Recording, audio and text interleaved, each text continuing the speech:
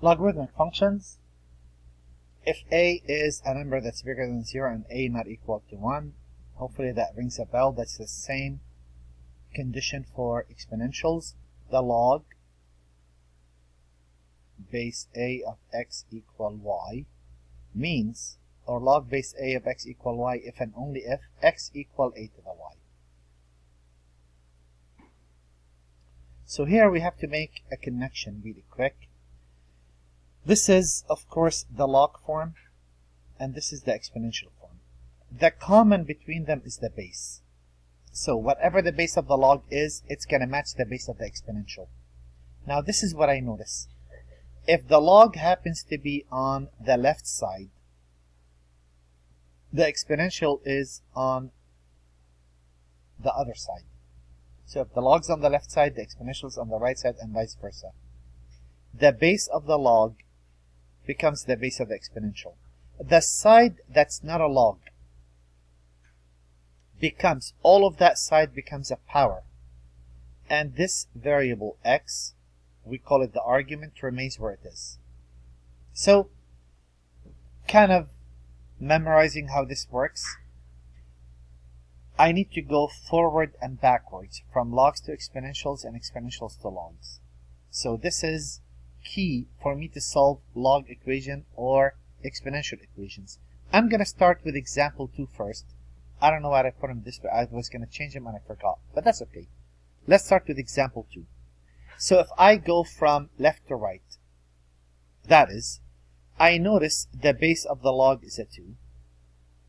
And since the log's on the left hand side, the base of the exponential is going to be a 2 on the side that's not a log. And the side, this side, entire side that's not a log, is going to become the power. And this argument you just copy down. And you have just transformed the log form into an exponential form. Again, that's a must. That turns out to be the challenging part. There are shortcuts once we learn about properties of logs and laws of logs. I'll show you an easier way of doing this, but this is pretty much the main property that you need to get. Again, I look at this, I notice that the base is 1/3. Since the log's on the left, 1/3 is going to be the base of the exponential. The side that's not a log becomes a power. And this I'm just going to copy down. I messed up. I meant to say 1/27.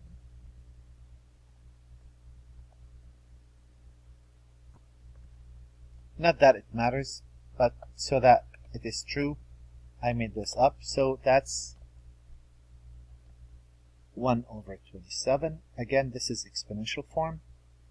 Here, again, the base of the log is a 7, so that's going to be the base of the exponential on the side that's not a log. That entire side becomes a power, and this argument you copy down. The base of this log is a d, so on the side that's not a log, the base of the exponential will be a d. The entire side that's not a log becomes the power, and this argument copies down. And there it is. So, one of the most important property is going back and forth with this definition. Now, can I go backwards? And this is how I look at this. I notice that the base of the exponential is a 5. So, since the exponential is on the left, the log's going to be on the right with a base of 5. The power of the exponential is going to become the side that's not a log, and this is going to become the argument. Again, nothing to really sort of understand. You're kind of memorizing this. But that turns out to be the key to solving equations. I look at number 16. I notice there's an exponential function on the left. The base is 16. Since the exponential is on the left, the log will be on the right. The base is 16.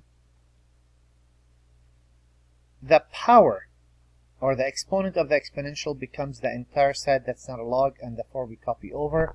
I'm going to switch those around.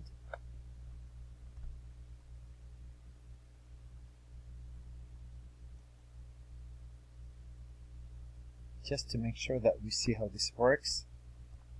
There it is. So if I was looking at this, notice the exponential is on the right and the base is a 7. Since the exponential is on the right, the log will be on the left with that base. The power becomes the side that's not a log, and this argument you just copy down. If I look at the last problem, the exponential is on the left, so the log will be on the right with the base matching the exponential. So that's always how I begin. The power of the exponential becomes the side, and this becomes the argument. Now, calculators is programmed with, if you see the log key on your calculator, that's a log with a base of 10. And if you have a log with base e, the calculator writes it as natural log, since it has the natural constant e as a base. So on your calculator, you'll notice we have the log ln right there, and the exponential e to the x is right there, and the logs right there, and 10 to the x is right there. So we have 3 properties of logs, and I want to derive those. I'm going to start with something very basic. If I told you that a to the 0 is an exponential function, doesn't that equal 1? So maybe I should do it this way. I know what to do. I want to derive them. I want space, so this is what I'm going to do.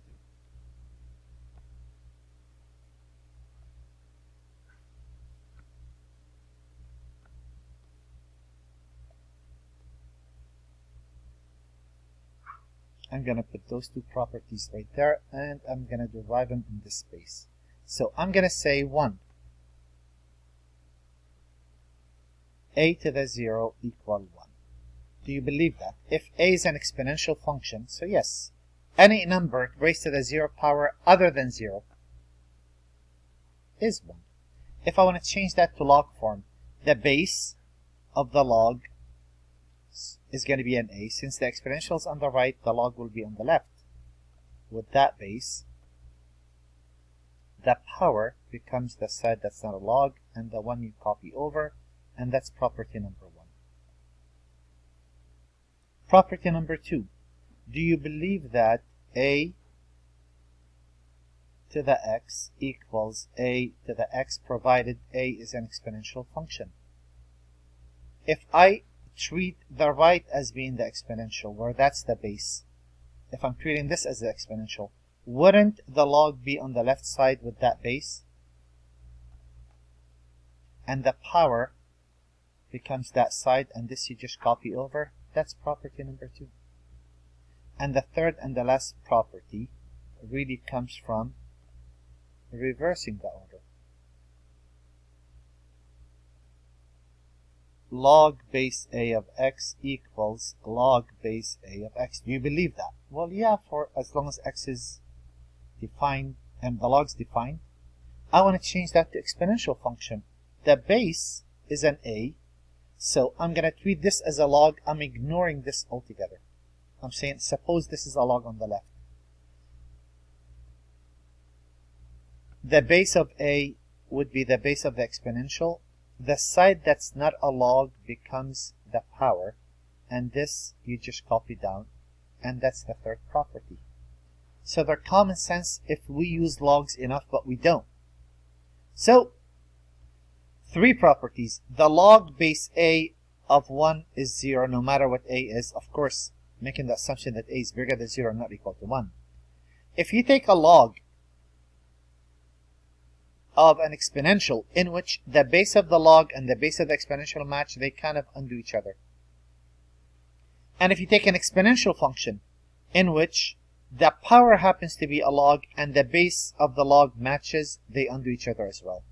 So these are the properties I'm going to go for, and let's play with those a bit. Evaluate the expression. These are expressions. I have two options. Now keep in mind, a to the x equal a to the y. If a is an exponential function, x must equal y. Make sense? And the log base a, where did that 2 come from? The log base a of x. Oh, now it doesn't want to work. Okay.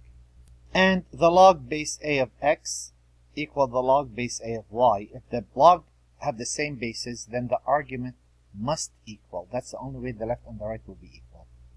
So, a couple of ways of solving any equation, any expression. Either I say, you know what, this matches property number 2.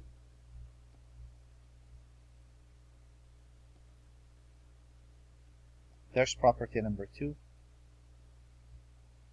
Those undo each other because that's an exponential, and I'm left with a 4, and everybody's happy.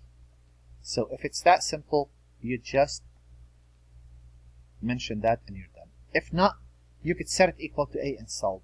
How about this? Well, this I could manipulate. Log base 3. 27 is 3 cubed. And the fact that those match, they undo each other, so to speak, and that's a 3. So I'm trying to match the base of the log and the base of the exponential if I can. A base of 2. So again, 64 could be 8 squared, could be 4 cubed, or it could be 64 could be 8 times 8. That's 2 to the third, 2 to the third, that's 2 to the 6. So I'm going after making that into the base. They undo each other and you're left with a 6.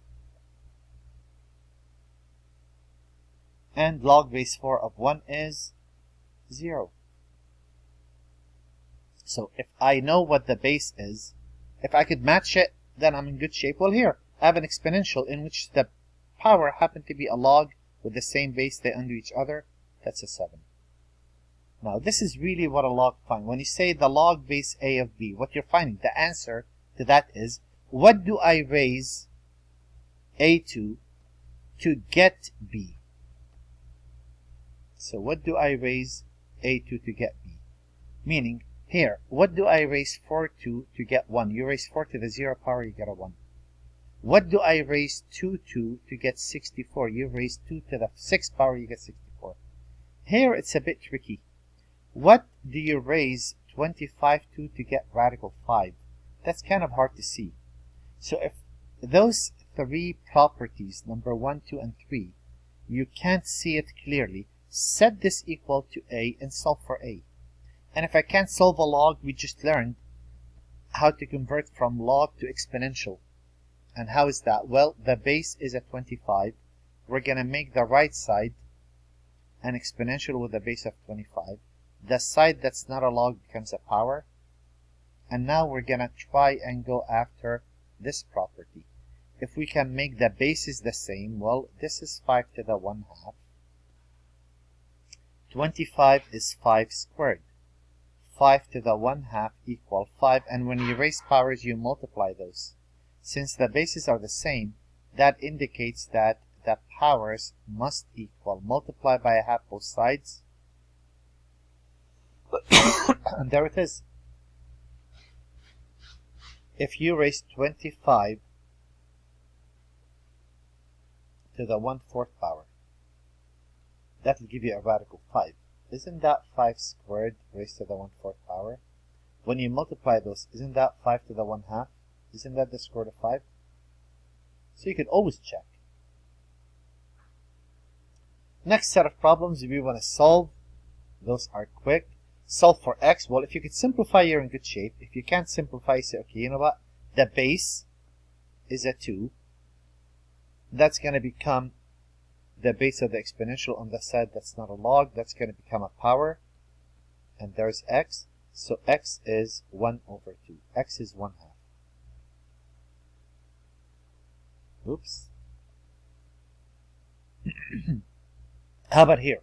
This is a log with base e. Don't let that natural log fool you. That's all there is. since we use it so much, we give it a special name. The base is an e. Since the log's on the left, to solve this, I'm going to have the exponential on the right with the base of e. The side that's not a log becomes a power, and there's my x. Here, the same deal. The base is an x. I'm going to make the right side an exponential with a base of x. That's a 3. And now what kind of an equation is that? That's a cube root. You cube root both sides, and that's how you solve. And you'll say x equal a 4. So if I have a log equation and I can't solve, I transform it to exponential form. How about here? Same deal. The base of the log is an x. I'm going to make that the base of the exponential on the other side. The side that's not a log becomes a power, and this argument we copy. So if radical x equal 5, as I square both sides, I'll get x to be 25.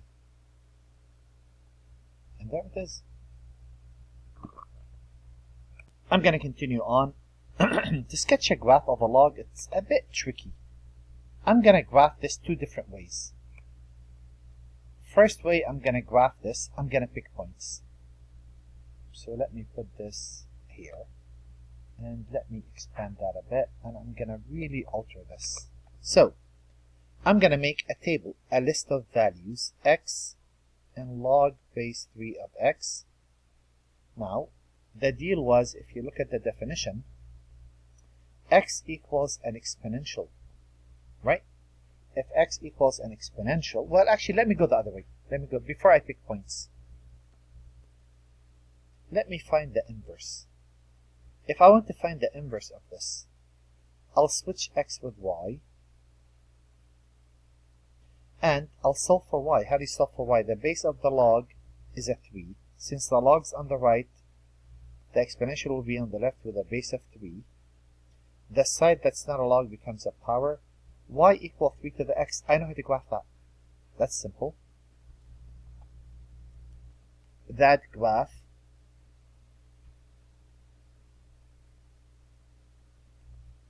looks like this. It's exponential growth.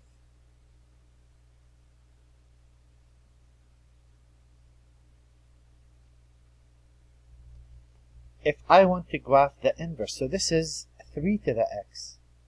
But since this is the inverse, aren't those symmetric with respect to the line y equal x, if you remember? The point 0, 1 becomes 1, 0. The asymptote y equals 0. If you switch x with y, it becomes x equal 1. If I reflect this green graph with respect to this line y equal x, the graph will look like this. So I notice the domain for the red graph, x is bigger than 0. So logs and even index radicals are almost identical. If you have a square root of x, you say x has to be bigger than or equal to 0. If it's a log, you say x is strictly bigger than 0. The second way I'm going to sketch a graph of this, I'm going to sketch a graph by picking points. At x equal 1, log base 3 of 1 is 0. I'm going to say this is 1. At 3, log base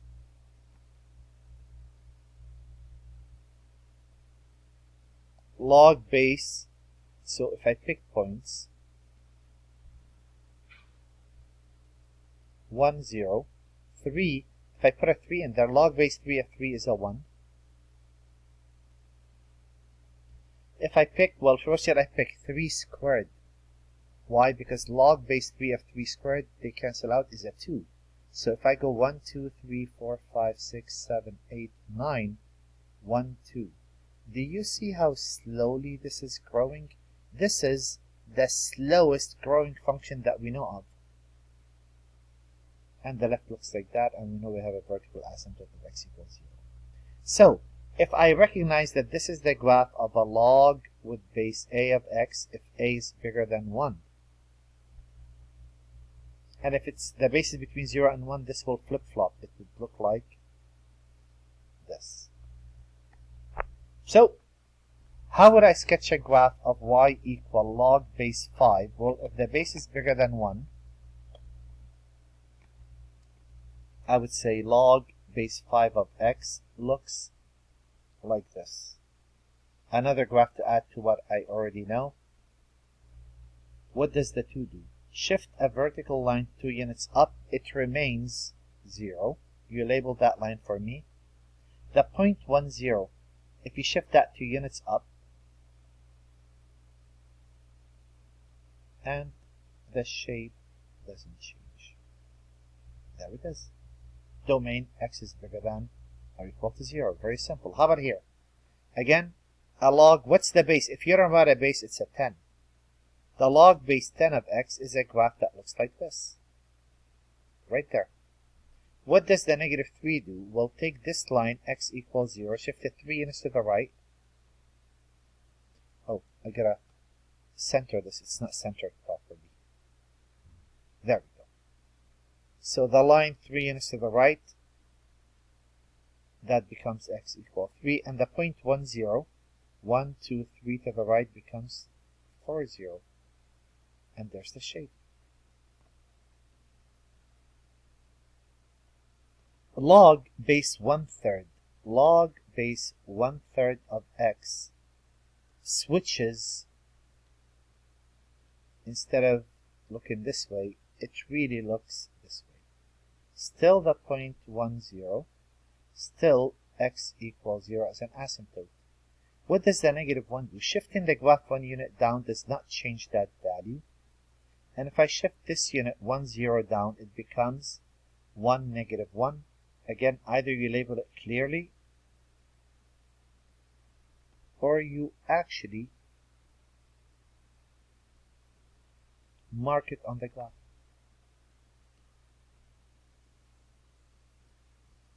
How about here?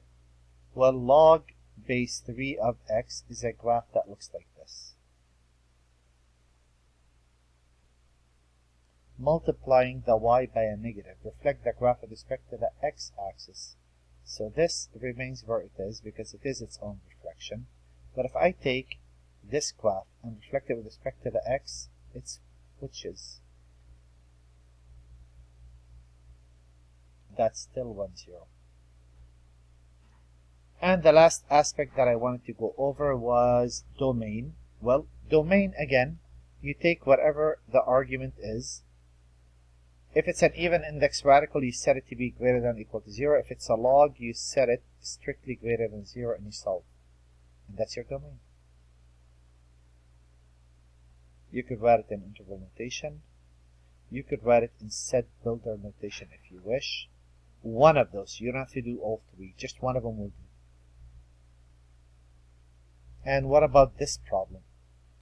You take whatever you take in the log of, and you set that to be greater than or equal to 0. In this case, greater than 0 because it's not a radical. It's a log. So it's not greater than or equal to 0, greater than 0. Well, what do you notice? This is not a linear inequality. We just did that in section 3.7. Two options to do this. Either you graph it, parabola crosses at 0 and 1. Since it opens down, it's going to look something like this. Where is this bigger than 0?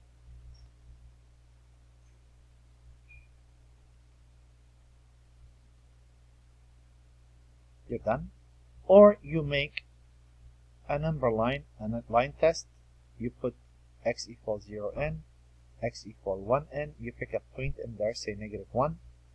Negative time, and 1 minus a negative 1 is positive. Negative times a positive is a negative. A point between 0 and 1, say 1/2.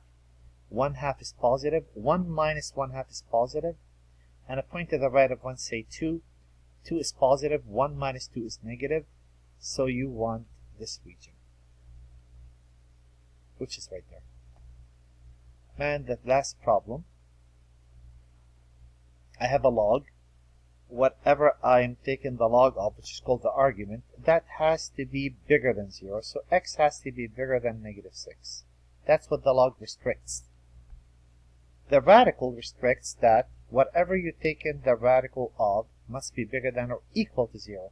That's the only difference between those two. So negative x must be bigger than or equal to negative 4. When you divide by a negative, you switch the sign. Anytime you have multiple conditions, we know from chapter 2, combining functions, we set those on a number line. So this says x has to be greater than negative 6. Negative 6 and to the right. This says x has to be less than 4. There is 4 included and a shade to the left. The overlap between those two colors is the green. So what would that be? The domain would be negative 6 to 4, including 4, excluding negative 6. And there it is.